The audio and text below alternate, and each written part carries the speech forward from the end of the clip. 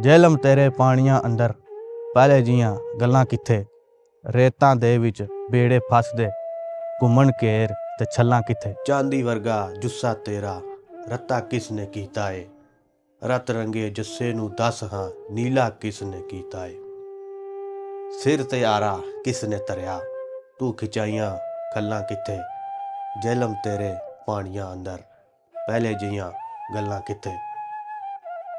ਤੇਰਾ ਚੌੜਾ ਸੀਨਾ ਸਜਣਾ ਵਾਂਗ ਸਮੁੰਦਰ ਲੱਗਦਾ ਸੀ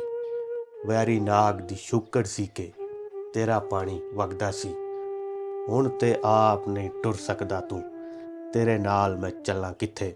ਜੇਲਮ ਤੇਰੇ ਪਾਣੀਆਂ ਅੰਦਰ ਪਹਿਲੇ ਜਿਹੀਆਂ ਗੱਲਾਂ ਕਿੱਥੇ ਕਾਗਜ਼ ਦੇ ਮਛਵੇ ਵਿੱਚ ਦੀਵੇ ਬਾਲ ਕੇ ਕਿੱਥੇ ਛੋੜਾਂਗਾ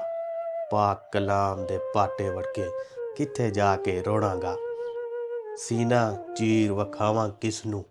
ਕਰਾਂ ਮੈਂ ਦਿਲ ਦੀਆਂ ਗੱਲਾਂ ਕਿੱਥੇ ਜੇਲਮ ਤੇਰੇ ਪਾਣੀਆਂ ਅੰਦਰ ਪਹਿਲੇ ਜਿਹੀਆਂ ਗੱਲਾਂ ਕਿੱਥੇ